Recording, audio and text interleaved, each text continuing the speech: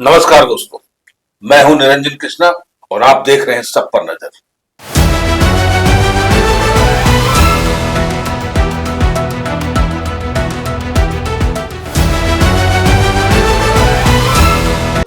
धनबाद में महापौर चुनाव का माहौल अब चरम सीमा पर है। सभी प्रत्याशी अपना जितना दमखम लगाना चाहते हैं, एड़ी चोटी एक करके जनता के बीच में लगातार अपनी बात को रखना चाहते हैं और साथ में वोट की अपील भी कर रहे हैं। इस महापर्व चुनाव में कोई भी प्रत्याशी नहीं चाहता है कि हम एक वोट से भी पीछे रह जाएं, मगर जनता तो जनता है। जनता किसे पसंद करेगी, किसे नापसंद करेगी, ये जनता के ऊपर है। एक बात है, अगर जनता सही प्रत्याशी चुनती है तो शायद धनबाद का विकास तेज गति से होगा और सही ढंग से होगा, वरना धनबाद का विकास तो नहीं समझ में आएगा, लेकिन बकवास जरूर समझ में आ जाएगा। आइए देखते हैं कि पुराना बाजार में महापौर प्रत्याशी बिरगुनाथ भगत जी ने क्या कुछ कहा अपने मुखार बिंदु से और वो क्या जनता को संदेश देना चाहते हैं।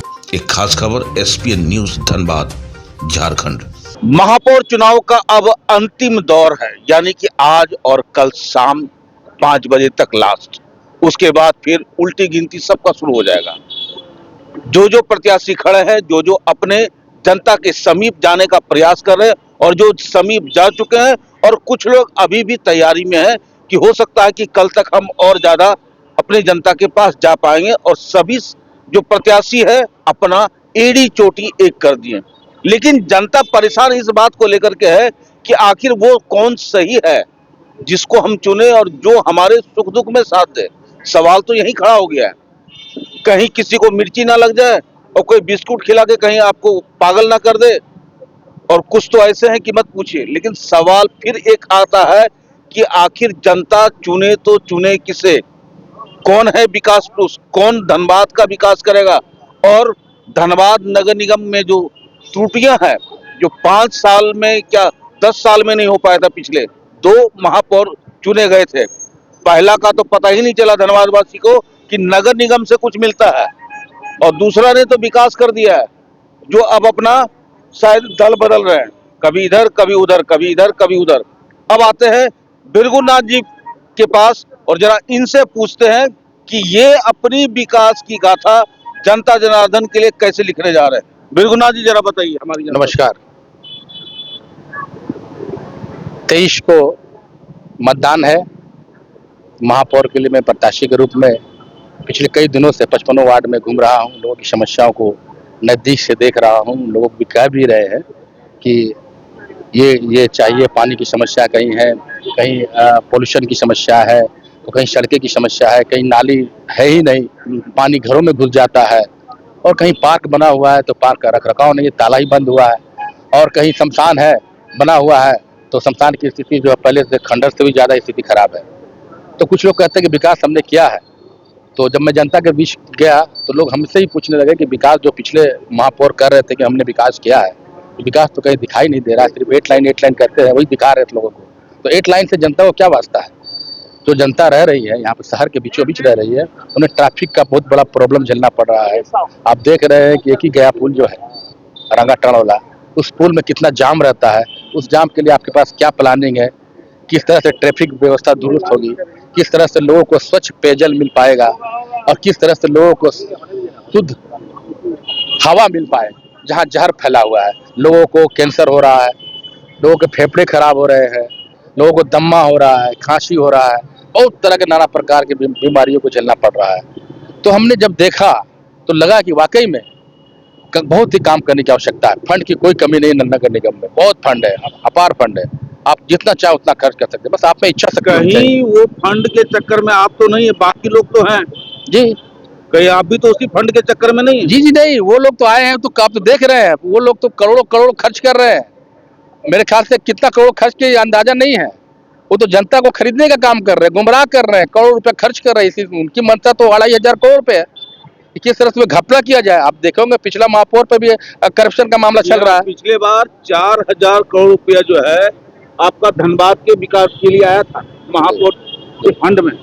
अब आप बताइए, इस बार जो है बजट बढ़ गया है। जी जी, एकदम सबका ध्यान तो वही है। तो काम होना चाहिए ना, बजट तो रहता ही, बजट तो वापस भी जाता है ना। आप काम नहीं करेंगे तो बजट वापस चला जाएगा। आपकी इच्छा शक्ति होगी, प्लानिंग होना चाहिए, आपका आपका मैप होना चाहिए कि आपकी पानी में कितना मत खर्चा करना चाहते हैं, आप सफाई में कितना मत करना चाह सकते हैं, पॉल्यूशन को दुरुस्त करने के लिए, ठीक करने के लिए कितना पैसा खर्च कर सकते हैं, प्लांटेशन में आप कितना खर्च कर सकते हैं, एजुकेशन में आप कितना पैसा खर्च करना चाहते हैं, और हेल्थ में कितना पैसा खर्च कर सकते हैं, कौशल विकास में कितना खर्चा कर सकते हैं। तो ये आपका मैप होना चाहिए कि हमें किस किस मद में कितना कितना हमें खर्च करना है, और उसकी मॉनिटरिंग प्रॉपर वे में होनी चाहिए। सिर्फ पैसा लगा दिए, छोड़ दिया, वो काम नहीं हो रहा, क्या नहीं हो रहा, तो आपको खुद देखना होगा ना।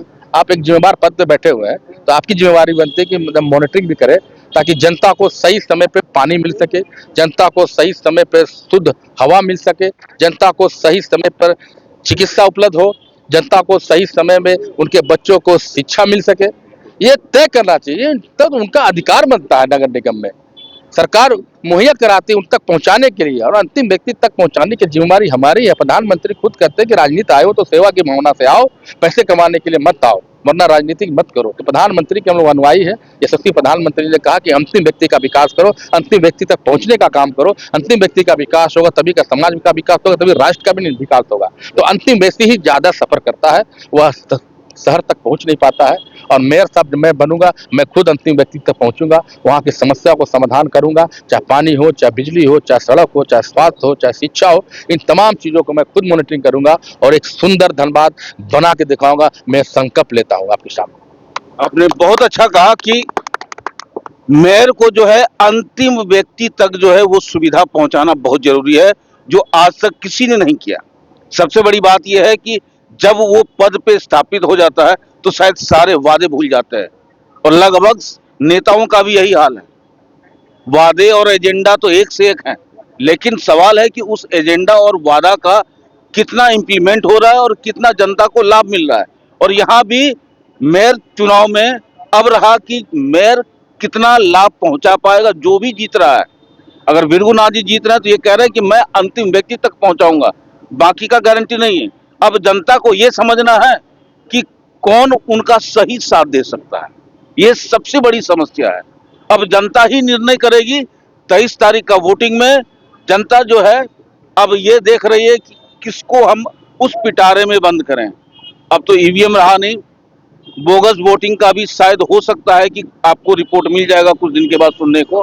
लेकिन और सबसे बड़ी बात यह है कि 27 तारीख को इसका परिणाम जो है जनता के सामने आ जाएगा। तो बिरगू जी, आप जनता से क्या अपील करना चाहते हैं? मैं जनता से यही अपील करूंगा कि आप सच साफ छवि व्यक्ति को चुने, जिसकी पृष्ठभूमि राजनीति रही हो, जिसकी पृष्ठभूमि आंदोलनकारी रही हो, जो हमेशा जनता के लिए सड़कों पर उतरता हो, आंदोलन करता हो और जनता की भावनाओं को समझता हो, और उसी तहत वो काम करे, वैसे व्यक्ति को चुने। चलिए, बहुत बहुत धन्यवाद आपका। जनता का अपील आपने सुना, और जनता जनार्दन से मीडिया भी यही अपील कर रही है कि सबसे पहले वोट दें। काहे कि अगर एक वोट किसी कारण से नहीं देते हैं तो हो सकता है कि वैसा प्रत्याशी आपके समक्ष खड़ा हो जाएगा जो धनबाद 30 साल के बाद 35 साल पीछे चला जाएगा। आप देख रहे हैं सब पर नजर। धन्यवाद।